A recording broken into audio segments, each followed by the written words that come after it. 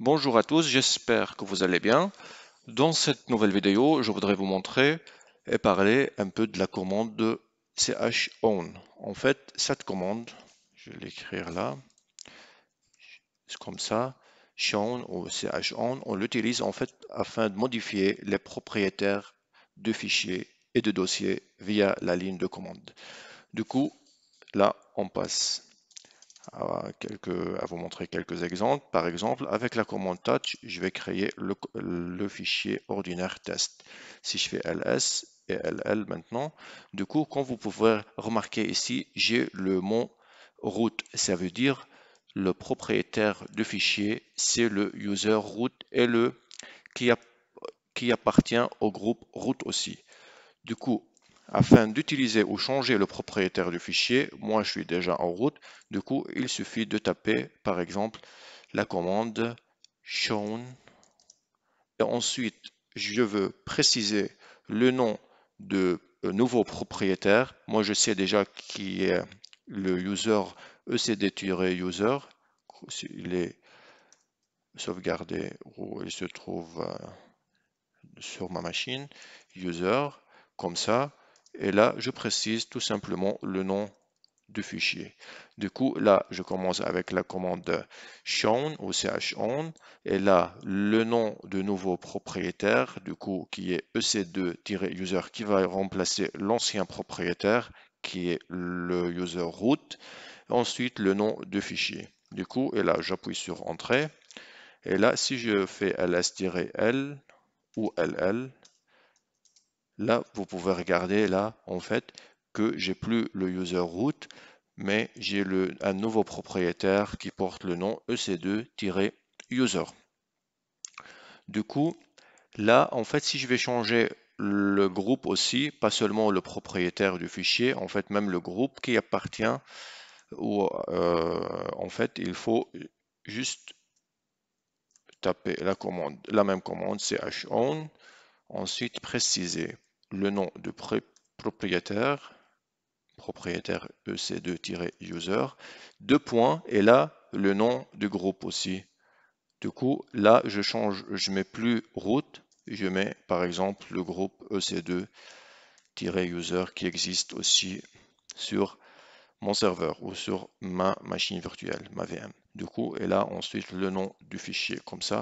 Et là, si je fais ls-l ou ll, comme vous préférez, là, on peut regarder, j'ai plus le nom, le user root, ni comme propriétaire du fichier, ni comme propriétaire du groupe. Du coup, maintenant, pour mon fichier, j'ai le ecd-user, c'est le propriétaire du fichier et pareillement, en fait, le ec2-user, c'est le propriétaire du groupe. En fait, dernière chose à vous montrer aussi, comment on peut utiliser en fait la commande chown en fait avec l'option "-r". Et "-r" c'est pour en fait qui signifie récursive. Du coup, là en fait, si je crée un dossier ou un répertoire mkdir dossier comme ça.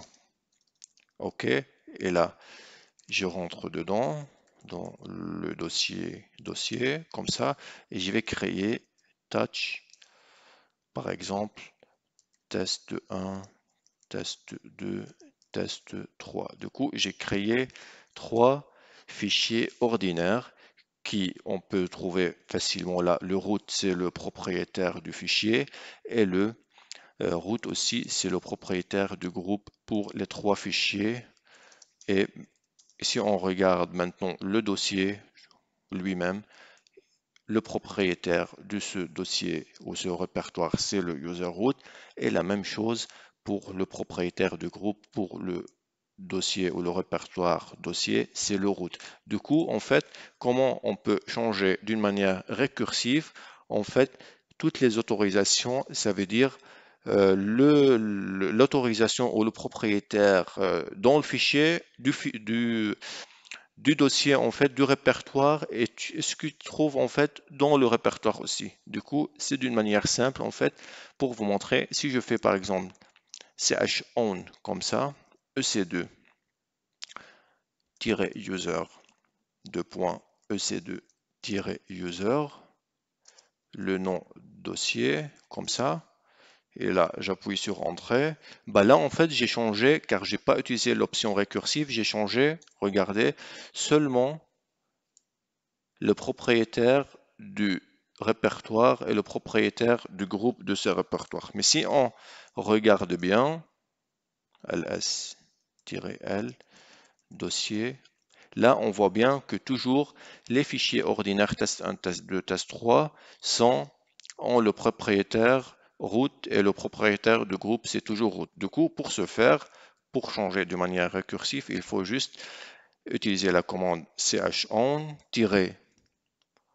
grand R, comme ça, ec2-user, ec2-user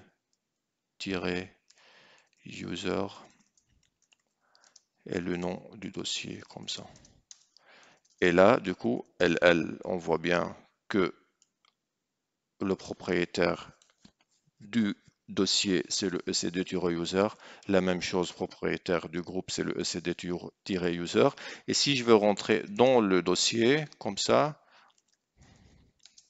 et je fais ll ou ls-l, on voit bien en fait que tous les fichiers sont maintenant possèdent ou ont une autre propriétaire qui est ecd-user et pareil pour le propriétaire du groupe, il est ec2-user. C'est tout pour cette vidéo. J'espère que cette vidéo vous a plu. Merci et à bientôt.